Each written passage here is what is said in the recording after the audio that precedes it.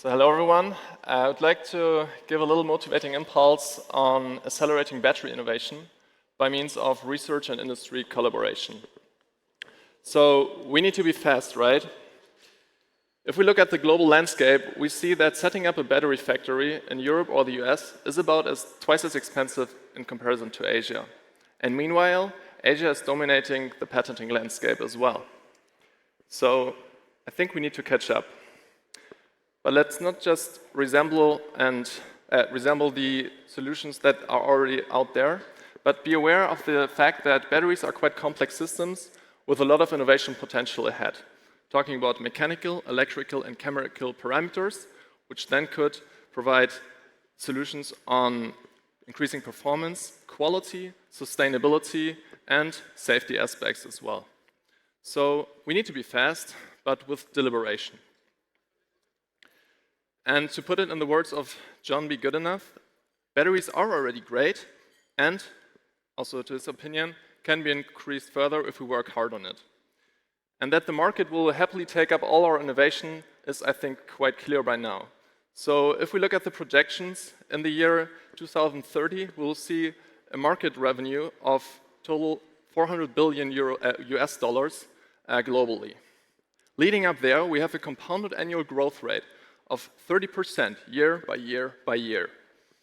So that equivalates in the year 2030 to about 4,500 gigawatt hours of annual production capacity, which is mainly driven to about 80% by the EV industry, so really about electric cars. But how do we get there? From research to revenue in no matter of time. Well, therewith, I would like to introduce what Professor Kamka would call the battery innovation chain. So starting all the way from lab to industry, we start off with those little coin cells, testing different materials, testing different approaches. At some point, we reach the piloting phase and have to invest in piloting lines. And that leads to an increase in costs. And yet, we don't know if the technology that we have at hand there will be successful for commercial adoption later on. So what we have is what I would like to coin the innovation barrier. So having an increase in the risk that the company is facing. And that often hinders the commercial adoption for many technologies that potentially could make it to industry. So what PEM is really trying to do is helping companies to systematically collaborate on different matters in order to push through this innovation barrier, and thereby getting from the invention all the way to industrial adoption as fast as possible. And that we need to be faster can be seen by an announcement, the first announcement from Northvolt, for example. They need 6 years from the announcement of we want to build a factory all the way to the commercial adoption and delivering the first cells. And pilot production plays a critical role on this innovation chain. And they are not alone. VW, for example, also has their lead time of 6 years. And the second Northvolt plant also of 5 years. So it's really the established manufacturers which can take their solutions out of the drawer and provide it to the market, which can be a little bit quicker on the European continent in terms of setting up battery factories. But it's not only about speed. What we also have to consider is that while innovating, we can include new innovation, new technological inventions alongside.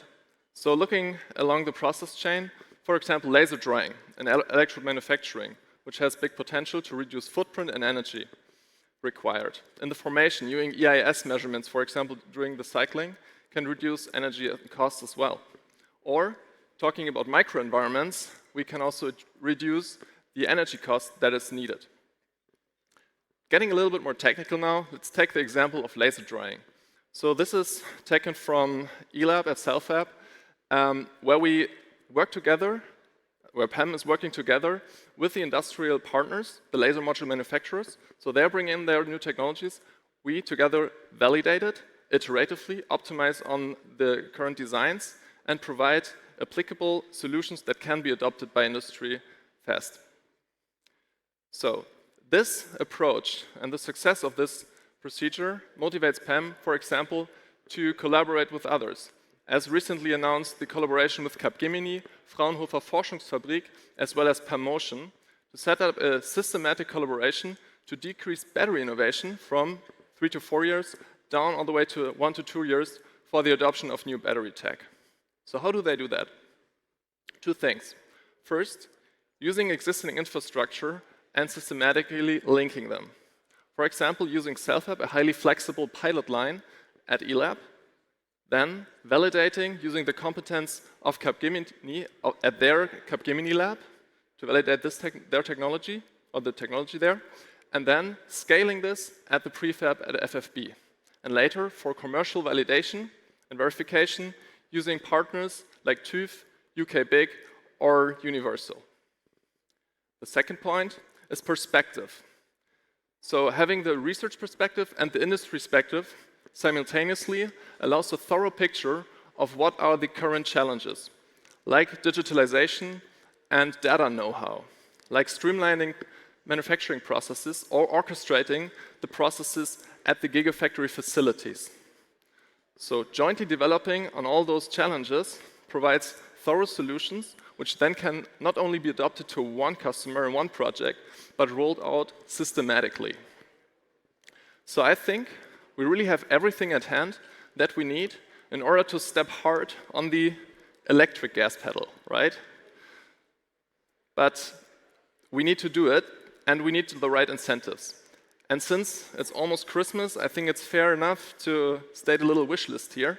So what I would really hope is that, and Ilka was mentioned it this morning, that incentives are not just granted from lab to pilot, but all across the innovation chain.